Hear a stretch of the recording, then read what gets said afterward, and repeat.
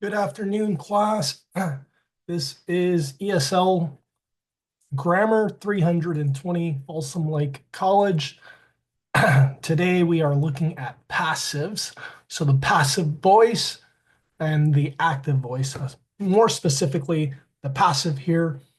And so what the passive voice is, essentially, the passive is in a sentence, we have subjects and verbs, which are the requirement for a sentence, right? And then, of course, a complete idea. So I cooked.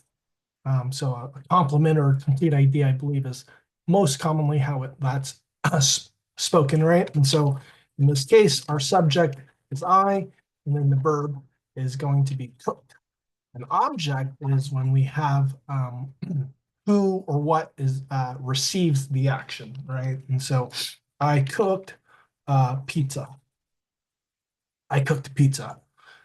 So in this case, received or a recipient of the verb is pizza, right? And so the object of the sentence is pizza. Now, the passive voice essentially makes the subject the object, the subject. Object is used as the subject. Okay, and so pizza, the pizza was cooked. And that could essentially be um, it, right? That's I don't need to use the subject as the object, right? The pizza was cooked. Essentially, this is the passive voice in short. Now, was, of course, is past tense.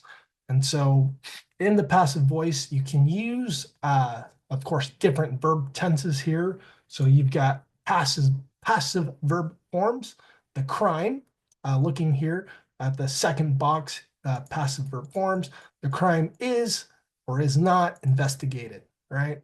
The simple present is not being investigated, was not being investigated. Essentially, you changing the verb be, okay? You can essentially change the meaning because a verb uh, can demonstrate and show time, right? There are tenses, so it could be present, future, um, past, uh, present perfect. So the pizza had been cooked.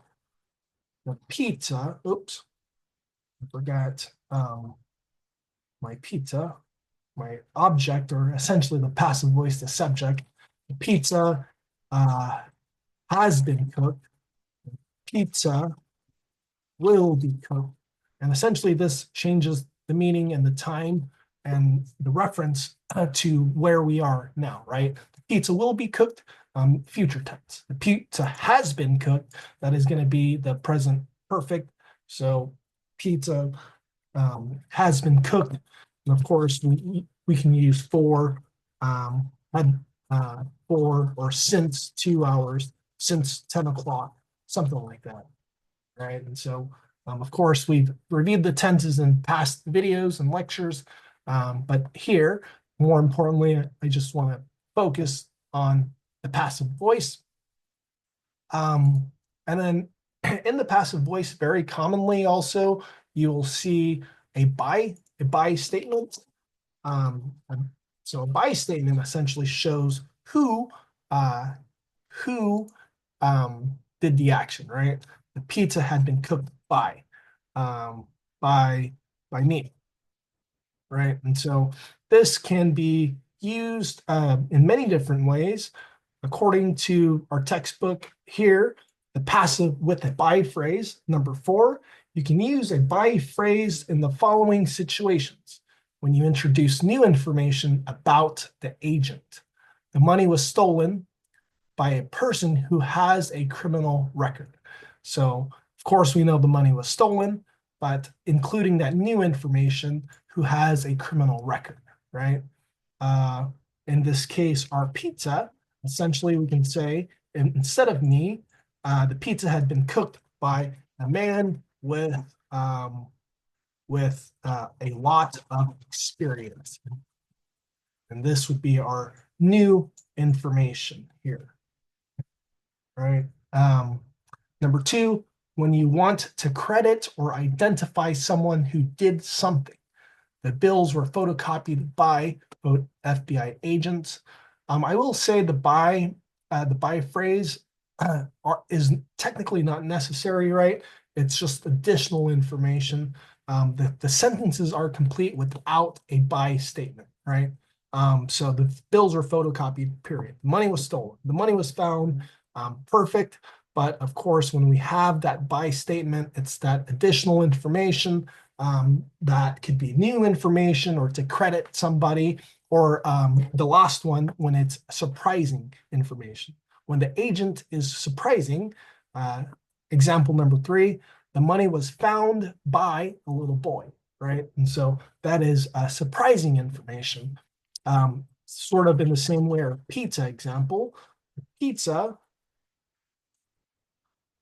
had been cooked by a 4-year-old. And so that is very surprising. So we would use the by statement. And so remember, you can omit the by phrase in a passive sentence if you feel it is unnecessary or undesirable to mention the agent. So essentially, again, the sentence, the questions are complete without the by. Why hasn't this crime been solved? A by statement in that case is not necessary. And so, yes, let's see here. As far as the passive voice, just sort of reviewing a little more in detail, passive versus active, right? The subject of the active sentence becomes the agent preceded by the preposition by, right? So that's what we just looked at. Transitive verbs are followed by an object. Intransitive verbs are not followed by an object. Many verbs can be used both transitively and intransitively.